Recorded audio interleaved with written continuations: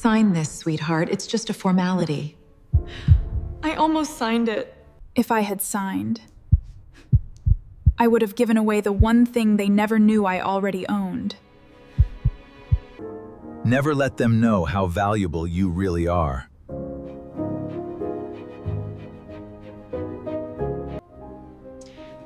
Not everyone is built for success.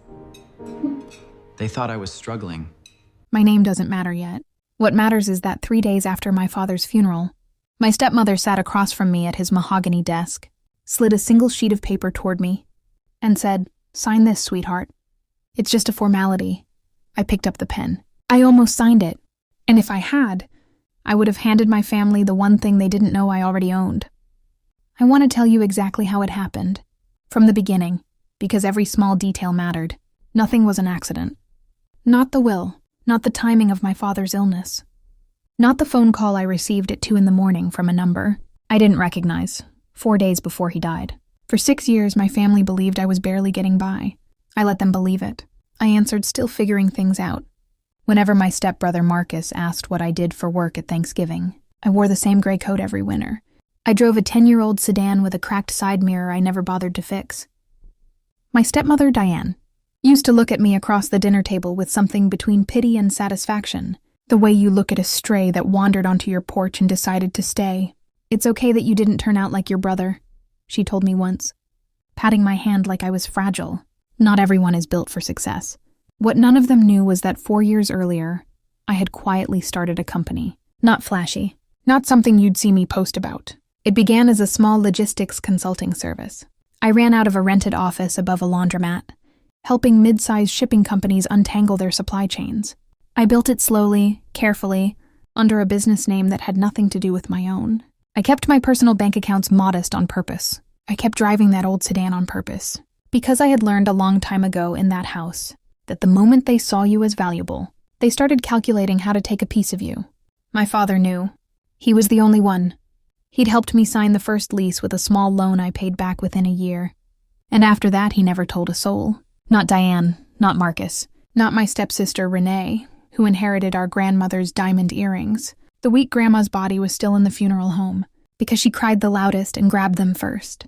My father used to say, "Some people in this family think love is a scoreboard. Don't ever let them see your numbers." I didn't know yet how much that warning would matter. The illness came fast. Pancreatic cancer, stage 4 by the time they found it. 4 months from diagnosis to the hospital bed, where he stopped breathing while I held. His hand and Diane stood by the window, checking her phone. I remember that detail specifically because in the 60 seconds after the monitor flatlined, before the nurse even came in, Diane's first words were not about him. They were, "We should call the lawyer first thing tomorrow." Before anyone gets emotional about things, I should have known right then what was coming. But grief makes you slow. Grief makes you trust people you shouldn't. The funeral was on a Thursday. By Saturday, Diane had already rearranged the furniture in my father's study. By Sunday, Marcus was going through his desk drawers to organize the paperwork, he said, though I noticed he'd already pocketed my father's gold watch before anyone official had even looked at the estate. The will reading was scheduled for the following Tuesday, at the office of a lawyer I'd never met, a man named Harold Pruitt who, Diane said, had been handling things for years. That detail alone should have set off alarms in my head, because my father's actual longtime attorney, a sharp, careful man named Elias Farrow, who had drafted every version of Dad's will since I was in college, was nowhere in the room. I didn't think much of it at the time. I was too busy trying to hold myself together. Here is where it gets interesting. Here is where you need to pay close attention, because everything I'm about to tell you connects to something I didn't understand until much later. At the reading, Pruitt cleared his throat and read from a document that left the house to Diane. Split the investment accounts between Marcus and Renee, and left me exactly one item. A storage unit in an industrial park 40 minutes outside the city, described in the will only as miscellaneous business assets, of no significant value, previously registered under an inactive holding company. Marcus actually laughed. Not loud, just a short exhale through his nose. The kind of laugh that says everything without saying a word. Renee didn't even bother hiding her smirk.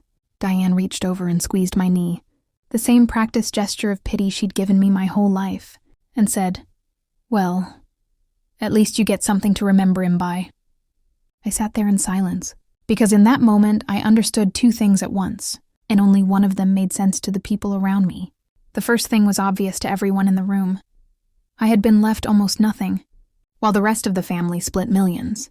The second thing, the thing only I understood, was that storage unit, and the inactive holding company attached to it, was the shell entity I had used 4 years earlier to file the very first paperwork for my business. My father hadn't left me nothing. My father had left me proof.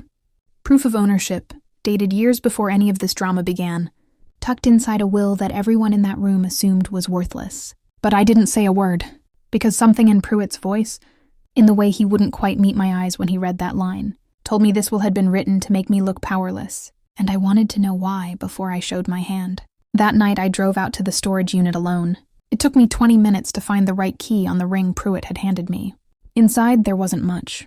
A few filing boxes, an old desktop computer, a locked fireproof safe bolted to the floor, but taped to the inside of the unit's door, in my father's unmistakable handwriting, was a single note. It said, "If you're reading this alone, it means it's already started. Don't sign anything. Call Elias first. He has the real one." I stood there in that cold, dusty unit at 11 at night, holding a note from a dead man, and I felt the floor tilt beneath me. Because if Pruitt wasn't my father's real lawyer, and there was a real one, that meant the will read in that office 2 days. Earlier wasn't the will my father actually wrote. I called Elias Farrow the next morning. He answered on the second ring, like he'd been waiting. "I wondered how long it would take them to move," he said, before I'd even explained myself. "Your father came to see me 11 days before he passed. He changed the will. He knew Diane was talking to another attorney behind his back. He knew what she was planning. Come to my office. Bring nobody. I want you to imagine what that felt like. Finding out, less than a week after burying your father, that the woman who'd raised you, since you were 9 years old, had been quietly plotting to rewrite his final wishes while he was still breathing in a hospital bed. But I didn't have time to feel it yet, because Elias told me something else that made my hands go cold on the steering wheel. He said Diane's real target wasn't the house or the investment accounts. Those were just what she was willing to let everyone see. Her real target was the storage unit, because somehow, in the last few months of my father's illness, Diane had found out what was really inside it. She knew about the business. I still don't know exactly how. Maybe she went through his emails while he slept in that hospital bed. Maybe she found old bank statements. Maybe Marcus, who'd always been better with numbers than he let on, had traced a wire transfer back to a name that didn't quite fit the story. I'd been telling everyone for 4 years. What I do know is this. 2 weeks before my father died, Diane opened a private meeting with Pruitt, a lawyer with no real connection to our family, and together they drafted a document meant to look like a harmless leftover will, designed specifically to get me to sign away my rights to that inactive holding company before I understood what it actually was. Because here's the part they miscalculated. That holding company wasn't dormant. It wasn't worthless.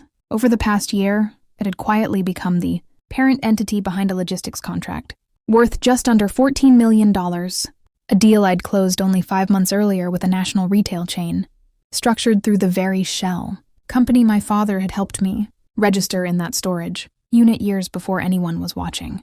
Diane didn't know the value. Not exactly, but she knew it was something. And something, to a woman like her, was reason enough to want it. So 3 days after the funeral, she sat across from me at that mahogany desk with a fresh, second document, one she and Pruitt had prepared privately, framed as a simplified transfer of miscellaneous assets, so the estate could close faster and avoid delays. She told me it was just a formality. She told me signing it would spare me the stress of dealing with paperwork during my grief. She told me she was doing this for me. I picked up the pen. I want you to sit with that moment for a second, because I did.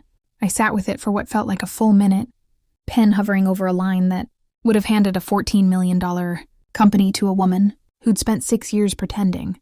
I was a disappointment, and then I set the pen down and I said, "I think I'd like Elias to review it first." Diane's smile didn't move, but something behind her eyes did. Just slightly, like a door closing very quietly in another room. "Of course," she said. "No rush at all." I left with the document folded in my coat pocket, and I did not sleep that night. What happened over the next 2 weeks is where everything unraveled, piece by piece, faster than any of them expected. Elias confirmed what my father's note had already told me. The will read at Pruitt's office was not the final version. My father's actual last will, signed and notarized 11 days before he passed, named me as sole owner of the holding company, explicitly, by name, with a clause protecting it from any secondary transfer of miscellaneous assets document. My father had seen this coming. He'd built a wall around it before he even told me it existed. But knowing that wasn't enough.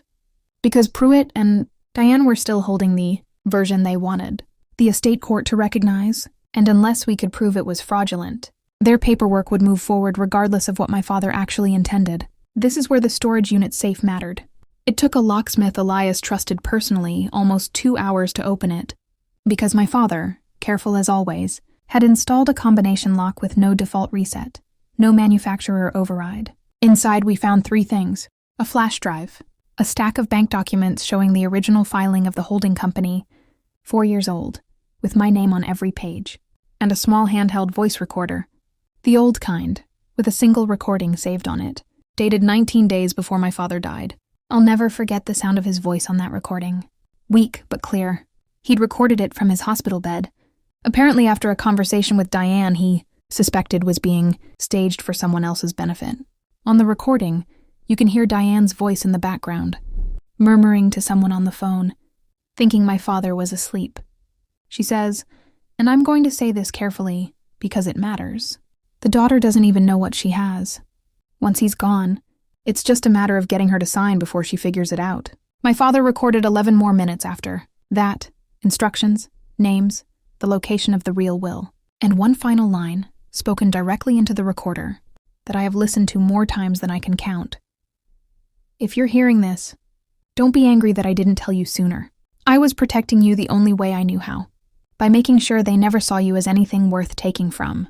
We took everything to Elias's office.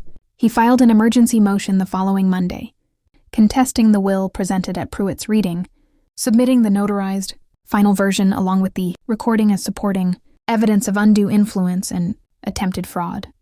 Pruitt, it turned out, wasn't even properly licensed in our state anymore. His bar status had lapsed 8 months earlier, quietly, after a prior complaint nobody had bothered to follow up on. Diane either didn't know or didn't care, because a man with something to hide is easier to control than one with something to lose. The hearing was set for 5 weeks later. And in those 5 weeks, my family did something I genuinely did not expect. They kept trying. Marcus called me twice, first friendly, reminiscing about childhood summers like we'd suddenly grown close. Then when that didn't work, vaguely threatening, mentioning how messy court proceedings could get for someone with a business to protect. Renee sent a long message accusing me of tearing the family apart over some storage unit junk, clearly still, unaware of what that junk actually was. Diane didn't call at all. Diane showed up. She came to my apartment on a Tuesday evening, no warning, standing on my doorstep, in the same soft cardigan she used to wear when she'd tuck me in as a child, before everything between us had curdled into whatever it became. For a moment, just a moment, some old part of me almost let her in. I know you're angry, she said, but you have to understand your father wasn't thinking clearly at the end. The medication, the fear, it does things to a person's judgment. I only wanted to protect the family. I looked at her for a long time before I answered. You wanted to protect the money, I said. There's a difference. And I have his voice on a recording explaining exactly which one it was. Her face changed then, fast, the mask slipping in a way I'd genuinely never seen in 26 years of knowing her. You don't understand what you're about to destroy, she said, low and sharp now, all the softness gone. This family runs on more than just feelings. There are debts. There are people counting on that money that you don't even know about. I didn't ask what she meant. I didn't need to. I closed the door. The hearing itself lasted 3 days. I won't walk you through every legal detail, because what mattered wasn't the paperwork. It was the moment Elias played that recording aloud in the courtroom. And I watched Diane's lawyer, a replacement she'd hired after Pruitt quietly withdrew from the case entirely, physically flinch at the sound of my father's weakened voice describing exactly what she'd said and when she'd said it. The judge ruled in less than a week. The original will, the one my father actually signed 11 days before he died, was upheld in full. The document Diane and Pruitt had drafted was thrown out entirely, along with a formal referral for fraud investigation against both of them. The house, which Diane believed was hers, was reassessed under the real will's terms, which, and this detail still makes me exhale slowly every time I think about it, my father had also quietly rewritten to leave in a protected trust administered by Elias, specifically because he suspected exactly this kind of scheme. Marcus and Renee kept their original shares. My father hadn't wanted to punish them. He'd simply wanted to protect the one thing Diane didn't know I already had. And when the estate settled, and the paperwork on the holding company was finalized under my name, publicly, undeniably, the $14 million contract I'd built quietly over 4 years became something my family could no longer pretend didn't exist. I saw Marcus once more, months later, at a coffee shop neither of us expected the other to be in. He looked older, tired in a way that had nothing to do with sleep. "I didn't know," he said, not quite meeting my eyes, "about any of it. What you'd built." I just went along with what Diane said because it was easier than asking questions. I believed him mostly, not enough to invite him back into my life the way it used to be, but enough to nod and let him walk away without another word between us. Diane never contacted me again after the ruling. I heard secondhand through Renee that she moved to a smaller place across the state, and that the fraud referral quietly resolved itself into a settlement that cost her more than she ever expected to lose, chasing something that was never hers to take. Sometimes I still drive past that storage unit. I don't need it anymore, but I keep the lease active because it's where I found the note, where I found his voice, where I found out that the man everyone thought was too sick, too weak, too far gone to protect me, had spent his final weeks building a wall around me out of nothing but paperwork, patience, and one small handheld recorder. He used to tell me, "Some people in this family think love is a scoreboard." He was right. But what he never said out loud, and what I understand now, is that he'd spent years quietly keeping score too, not to compete with anyone, but to make absolutely sure that when the moment came, the people who counted me as worthless would be the last to find out how wrong they were. I run my company publicly now. I don't hide behind old coats and cracked mirrors anymore. And every time someone new walks into my office and asks how I got started, I tell them the truth. It began in a rented room above a laundromat, built by a woman nobody in her own family thought was capable of building anything at all. And it was protected in the end, not by lawyers or contracts alone, but by a father who understood something Diane never did, that the people who underestimate you are usually the ones who end up losing the most when the truth finally comes out.